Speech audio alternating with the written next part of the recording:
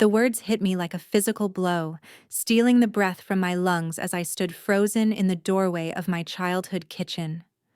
My mother's voice, usually warm with maternal affection, carried an edge of finality that made my stomach drop.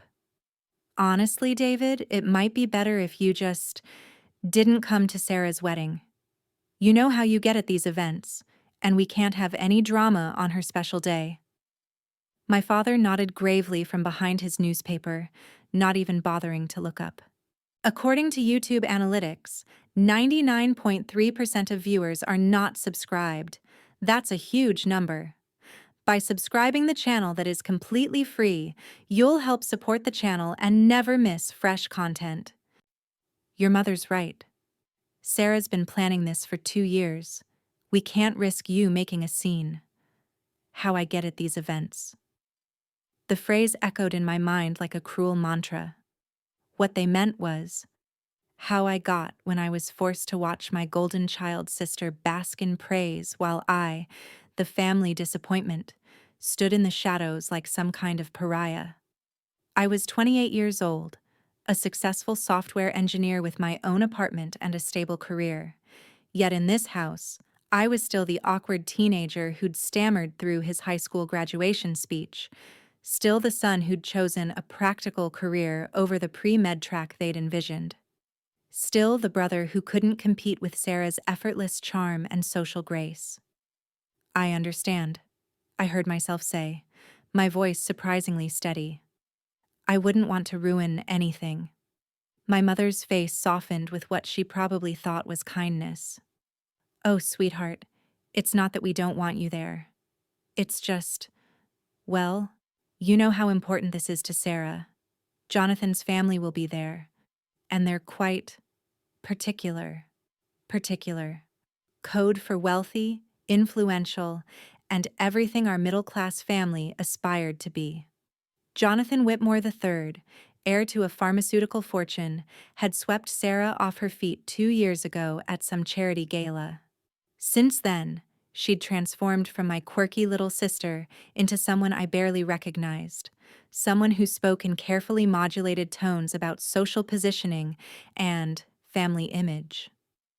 The reception is at the Grandview Country Club, my father added, finally lowering his newspaper to look at me with barely concealed impatience.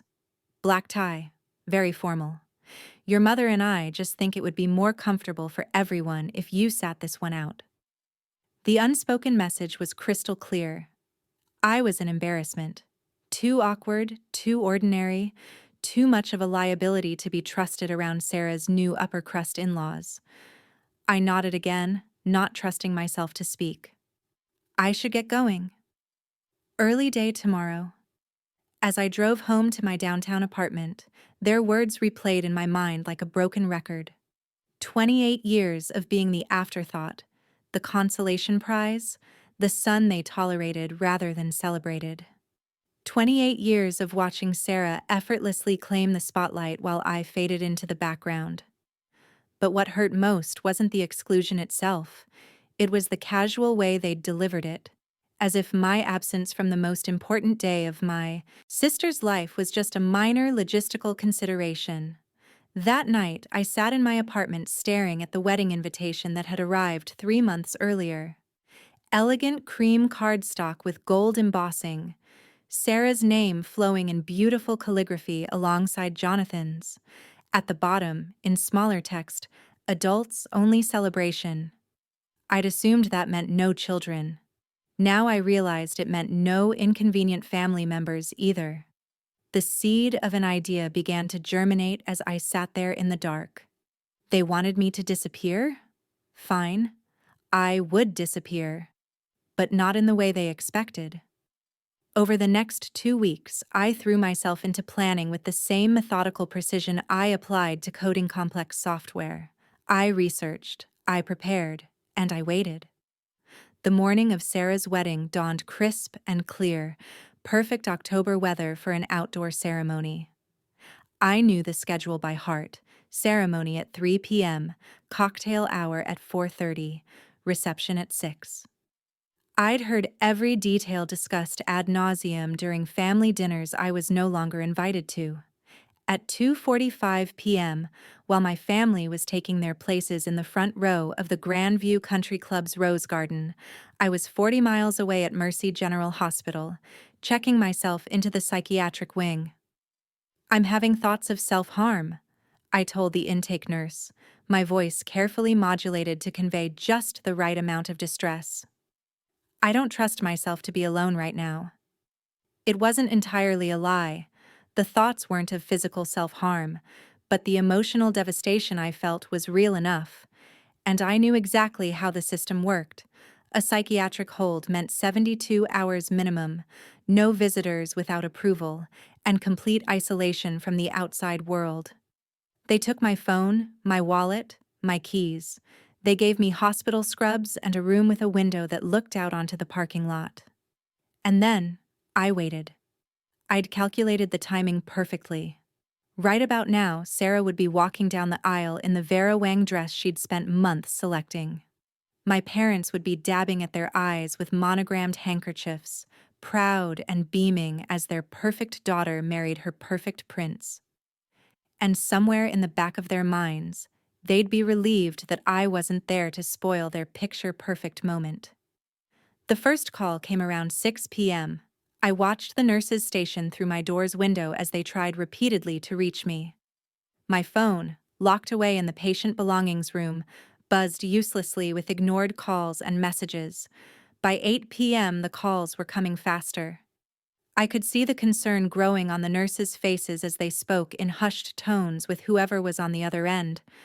My mother's voice, probably. Then my father's. Maybe even Sarah's, though I doubted the bride had time to worry about her missing brother on her wedding night. The beautiful thing about a psychiatric hold is that patient confidentiality laws are ironclad. Even if someone suspected where I was, they couldn't confirm it. Without my consent. And I wasn't giving consent to anyone. Dr. Martinez, a kind woman in her 50s, came to check on me around 9 p.m. "How are you feeling, David? Any family we should contact?" "No family," I said quietly. "They're better off without me." She made a note in my chart, her expression sympathetic. "Sometimes we feel that way when we're in crisis." But I'm sure that's not true. If only she knew. The second day brought escalation. Through the grapevine of hospital staff, I learned that my parents had filed a missing person report. Police had been to my apartment, had spoken with my neighbors, had checked local hospitals. But Mercy General was outside their search radius, just far enough from our suburb to be off their radar. And patient privacy laws meant that even if they called directly, the hospital couldn't confirm or deny my presence without my explicit permission, which I had no intention of giving. Dr. Martinez visited me twice on the second day. "David, I have to ask, are you here because you genuinely need help, or are you running from something?" I met her gaze steadily. "Does it matter?" "I told you I was having thoughts of self-harm. Isn't that enough?" She studied me for a long moment. "You're not the first person to use our system as a hiding place, but I want you to think carefully about what you're doing. Sometimes the cure is worse than the disease." But I was beyond thinking carefully. I was drunk on the power of my disappearance, intoxicated by the chaos I knew I was creating in my family's perfect world. For the first time in my life, I was the center of attention, even if I wasn't there to see it. On the third day, they found me. I was in the common room, playing chess with another patient when I saw them through the reinforced glass windows. My parents, looking haggard and desperate, speaking urgently with hospital security. Sarah was with them, still radiant despite the worry etched on her face, her new husband hovering protectively beside her. They'd found me, but they still couldn't reach me. Not without my consent. Dr. Martinez appeared at my elbow. "Your family is here, David. They're very worried about you." I watched my mother gesturing frantically at the security guard, her face red with frustration and fear. My father stood rigid beside her, his jaw clenched in that familiar way that meant he was barely containing his anger. And Sarah. Sarah looked like she'd been crying. "I don't want to see them," I said. "David." Dr. Martinez's voice was gentle but firm. "You've been here 3 days. Your family has been searching frantically. Whatever happened between you, don't you think?" "They told me not to come to her wedding," I interrupted, still watching them through the glass. "They said it would be better if I just didn't be there, so I disappeared. Just like they wanted." Understanding dawned in her eyes. "Oh, David." "They got exactly what they asked for," I continued. "A wedding day without me there to embarrass them. I'm sure it was beautiful." Through the window, I could see Sarah had started crying again. Jonathan was holding her, whispering something in her ear. My parents looked like they'd aged 10 years in 3 days. "But you didn't just disappear from the wedding, Doctor," Martinez said quietly. "You disappeared from their lives. Can you imagine what they've been going through?" For the first time since I'd walked into this hospital, doubt crept into my mind. I'd wanted them to worry, yes. I'd wanted them to realize what they'd lost. But seeing Sarah's tears, my mother's frantic gestures, my father's barely controlled panic, "They didn't want me there," I whispered. "Maybe they were wrong.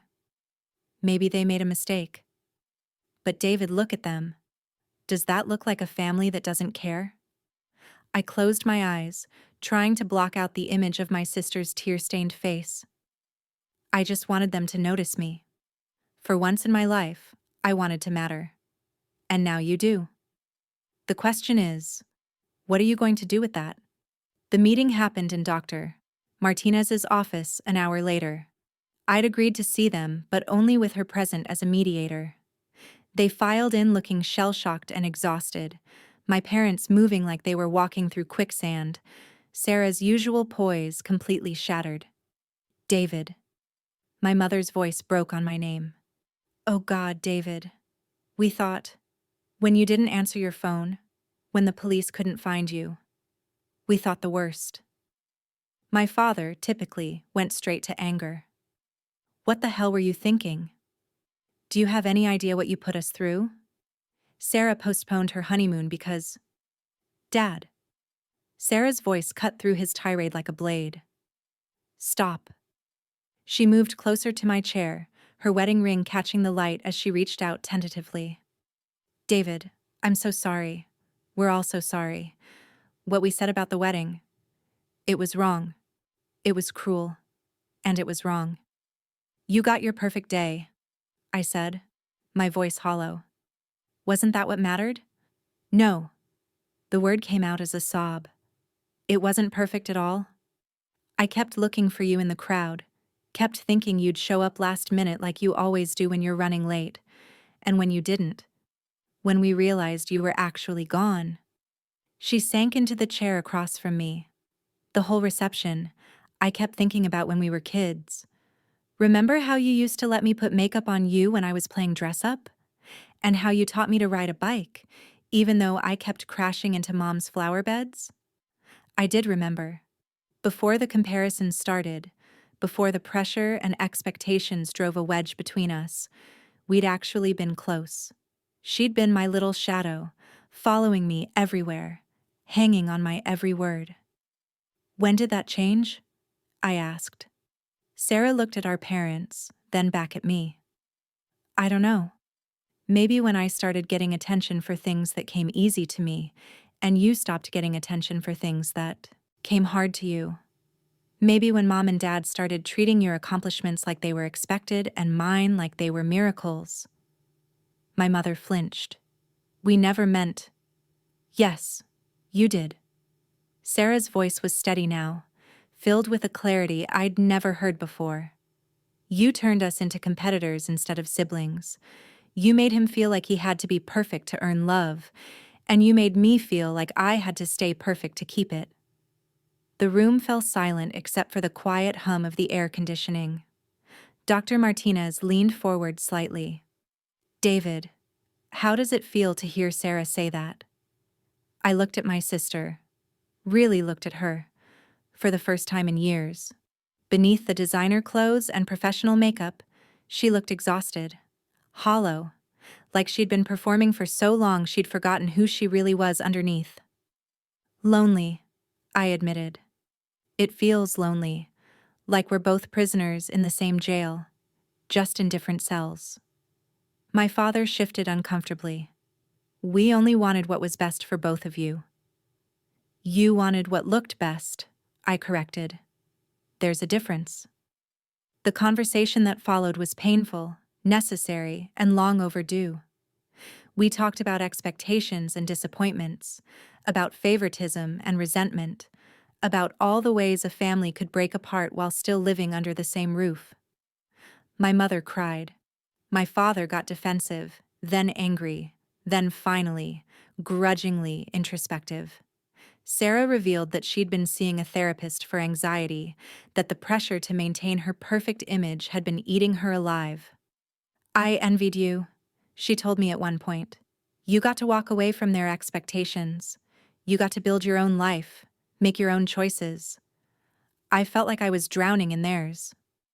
You could have walked away too, I pointed out. Could I?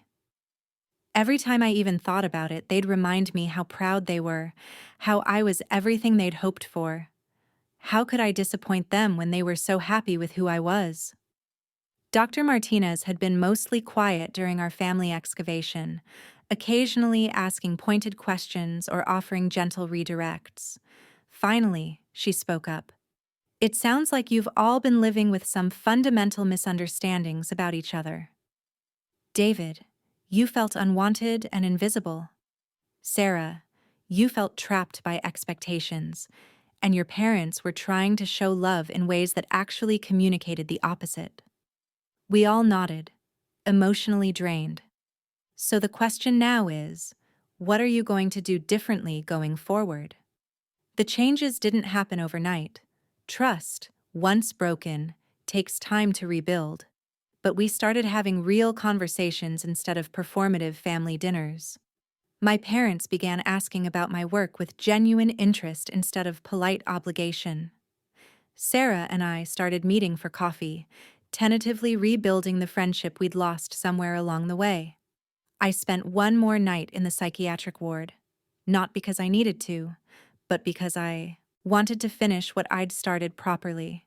When I was discharged the next morning, my whole family was waiting for me. I know we have a lot of work to do, my mother said as we stood in the hospital parking lot. But I want you to know, we love you, David. We've always loved you. We're not very good at showing it sometimes. Sometimes? My father muttered, earning a sharp look from my mother and a startled laugh from Sarah and me. Okay, we're terrible at showing it, my mother amended, but we want to learn how to do better. 6 months later, I stood in the same rose garden where Sarah had gotten married, this time as the best man at my cousin Michael's wedding. My parents were there, beaming with pride as I delivered a toast that made half the guests cry and the other half laugh. Sarah, 7 months pregnant and glowing, was the matron of honor. She and Jonathan had had a long talk about family priorities and decided to postpone some of his social climbing ambitions in favor of building something more authentic together. After the ceremony, as we were cleaning up, Sarah found me collecting abandoned champagne glasses. "Remember when you disappeared?" she asked. "Hard to forget." I know it was awful, and I know it hurt everyone, but... She paused, choosing her words carefully. I think it was the worst thing that ever happened to our family. I looked around at our relatives, laughing and talking in small groups. Our parents were dancing together, looking more relaxed than I'd seen them in years. Jonathan was helping my grandmother to a chair, listening patiently to one of her rambling stories. "Yeah," I said finally. "I think you're right. Just, next time you want to make a dramatic point about family dynamics, maybe try therapy first?" I laughed. "Deal." but only if you promise to call me on my shit when I'm being an idiot." "Oh, I absolutely will," she grinned. "That's what sisters are for." As the sun set over the country club, painting the sky in shades of pink and gold, I realized that sometimes you have to disappear completely before people notice you were there at all. Sometimes you have to break something before you can fix it. And sometimes, the best revenge isn't hurting the people who hurt you. It's forcing them to see you clearly enough to realize what they almost lost. My disappearance had lasted only 3 days, but its effects would ripple through our family for years to come. In the end, I hadn't just vanished. I'd reappeared as someone worthy of being seen.